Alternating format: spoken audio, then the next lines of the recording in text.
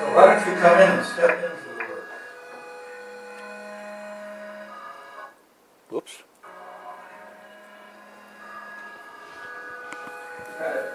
Also, if you look down.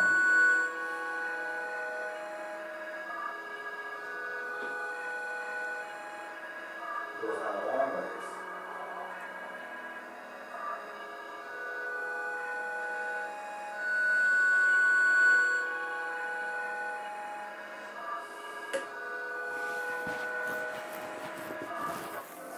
We're in a virtual cube. We can spray particles and reflect them. We can draw on the cube.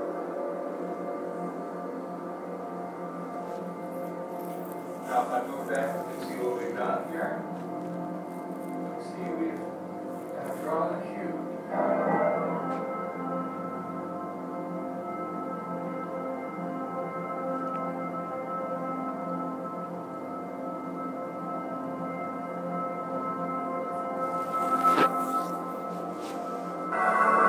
Notice the sunset over there on the left.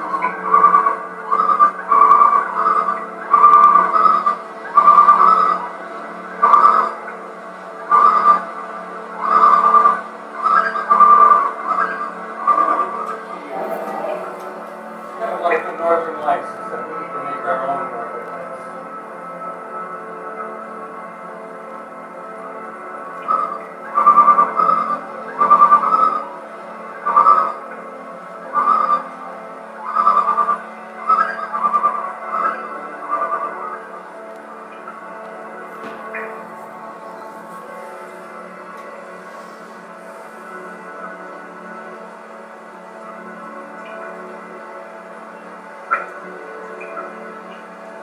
Look, the dawn's happening over on the right.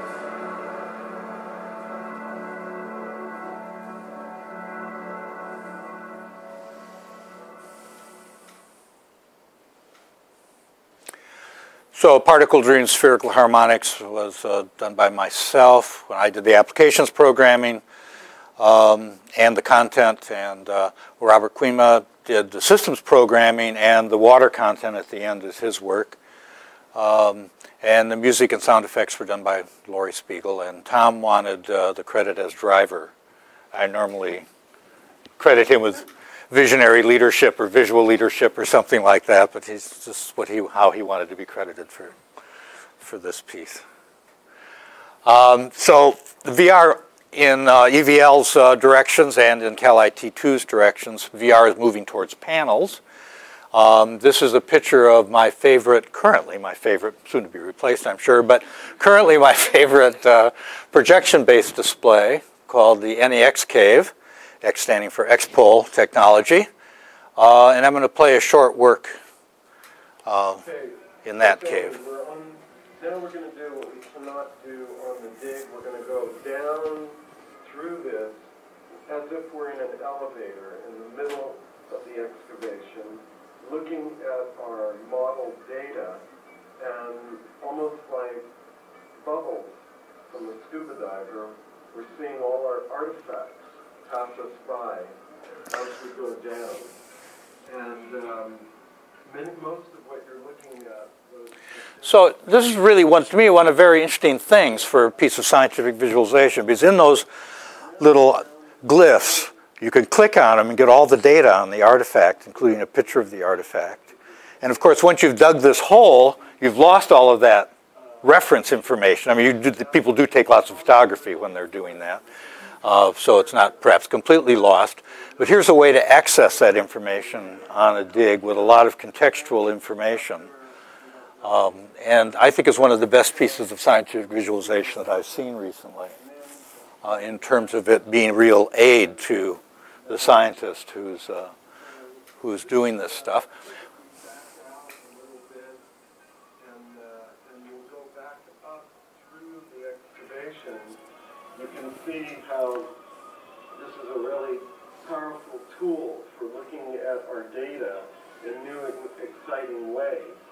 And it really helps confirm our observation that right about here, hang on, there's a disruption in the metalworking, and for various reasons, you know, artifacts and the leveling out of the site, we suggest that this disruption was due to one of the Egyptian pharaohs that we know about from ancient historical sources, Shoshank I.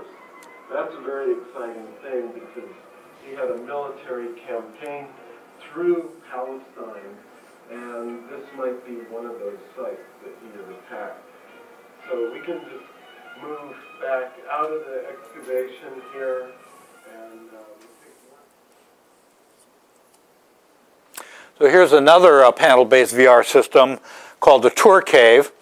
This takes a standard 85-inch X-Pol display and turns it on its side. And this will be one of the least expensive caves. Each one of those displays is about $5,000 list. And it's all driven by one computer. And this is Tom's latest design for kind of taking a cave-like experience on the road in a way that can be set up in a reasonable length of time. And it has a couple of significant limits. It has big mullions, and it has a very small area where you get a fairly ghost-free view. It's about the size of a person, if you're lucky. But people seem to adjust to it in the sense that they kind of they look at the screens that aren't ghosty, and as you sit around this center person, if you address the proper screens, you get a ghost-free display. And it's one of these cases where people don't seem to notice the fact that they're, they just kind of look where it looks good and get a powerful experience. And so it actually is, we had discussed this design in our meetings a couple of times and argued against it based on the fact that it had such a tiny area of low ghost. And indeed, that turned out to be the case, but it was significantly less obnoxious than I expected it to be. And then, of course, there's the NG cave coming. And this is the marketing image. You can always tell the marketing image is because the data is displayed where there aren't any screens. And that's how you communicate to people that it's 3D. It's a universal glyph within the advertising world for communicating 3D and 2D, is to make the image appear where there are no displays. So I'm going to kind of summarize some stuff I've learned about artists and scientists work together. And scientists should work with artists because media artists share visualization technology with science. I mean, you can't really do modern science without essentially using computers to visualize your data. And artists are actually trained in this discipline and bring a lot to the table. Artists are also trained in a range of visual studies. And artists know about presentation. There's a real difference in the education of scientists and engineers and artists. And I'm not saying that one's better than the other, but they're really very different. In the engineering world, if you get the idea mostly correct, and you're able to show that the thing kind of could work, kind of a proof of concept, you get a lot of credit for that. And that's maybe appropriate. In the art world, if you finish a painting and it ends up with a smudge in its middle, it just does not count. So artists, strangely enough, are trained by their experience of the rigors of exhibition about deadlines and that it has to be presentable, and if it doesn't look good, you don't show it. And that actually, so they in some respects make good project organizers in that they actually know, they have a different experience, they have a different educational experience with deadlines and presentation than the engineering community. Another way to look at it is that I view interactive art as kind of speculative research in the human-computer interface. And there's an organization in Japan called ATR, which systematically brings in interactive artists to their, and brings them in, meshes them up with scientists, has exhibitions, and part of their view of it is the fact that the interactive artists are really doing speculative research in the human-computer interface, things beyond the WIMP interface or even the touchscreen interface. There's some very early artwork, by the way, that use the touchscreen interface, multi-touchscreen interface, much in the way we are using it now by building up specialized hardware. There's a lineage there. And then artists have the experience of creating new media. People in engineering tend to think, I think, that what's possible in media is what they see on TV and the movies and all of that stuff. But artists have a tradition of just creating new media. And then, of course, artists help scientists communicate and understand their data, because the first thing you're doing with media is communicating to yourself, and then you're communicating to your peers, and then to the larger community, including your funding agents. So what's in it for the artists? Well, first of all, science is better supported than art, at least in the United States. Sometimes I give this talk in other countries. But also, it's an interesting and useful place to connect with society and get paid for it. Many of the graduates of the electronic visualization program, you know, even people with arts degrees, are in scientific research establishments and getting paid to do that work. And certainly made me feel better about graduating MFAs, so that the people, after investing, you know, years into this process, don't end up, you know, waiting tables or having junk gigs which pay $2,000 a semester. People from EVL in the arts world actually ended up with, you know, credible good jobs. Science is a great source of imagery and inspiration for art. That's certainly my experience.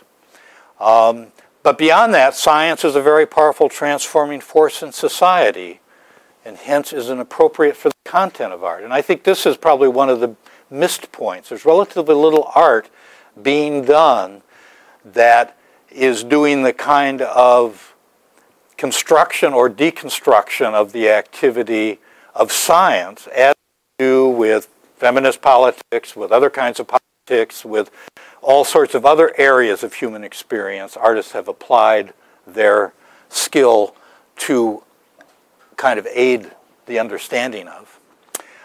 But they really haven't done that much in science, and they should. Some other things learned there is, although it's official policy to encourage interdisciplinary research in universities, there are still many barriers. Promotion, tenure, salary, awarding of degrees is largely determined by your specialty and your home department. One of the best ways not to get promoted is to emphasize your interdisciplinary activities. That's not an exaggeration. And then funding organizations are often discipline-based. So it's actually very hard to do collaborative work and meet the promotion criterion and degree requirements within your area. So what that reduced to is that all collaborators must get rewards in the categories that are relevant to them, as you saw in this example of research I did with Lou Kaufman. And that means publishing papers for scientists and exhibitions for artists. And then everybody should get paid. There's also a stereotype beyond that: artists can't think and scientists can't feel. The other stereotype is artists do it for free. And I had this discussion with this guy from a national lab that had been working very hard. He had some very good ideas, and he wanted some more art cross-science stuff and was having no success. And I was talking to him about it. And he was doing two things wrong. One is he's talking to the professors.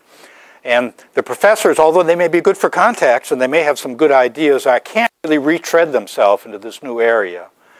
But their students can. And so what I suggested was that you should hire their students. And he had never thought of that. Been the farthest thing from his mind. His jaw dropped when I made this suggestion. Have you ever considered paying the artist to do this stuff, you know? Because that was a critical piece of the puzzle at EVL, which was the artists got supported with research assistantships at kind of engineering pay scale, not art pay scale. There was a difference. And that was a central part of it. Some other things is that you should primarily work with scientists that have a visual or imaging tradition. Trying to invent a visual or imaging tradition for a science is much more difficult than exploiting, using modern media techniques, existing visual and imaging traditions. And many sciences have very sophisticated imaging traditions, which an artist can actually learn from. And then on the other side, primarily work with artists that have electronic media training, because that's going to be the most relevant to being able to work with scientists and communicate their problems. And then also take on problems that have geometric interpretations. They are particularly easy. If you have problems that do not have geometric interpretations, applying computer graphics becomes much more difficult. I'm not saying these things are impossible. I'm just talking these are the things to go for first.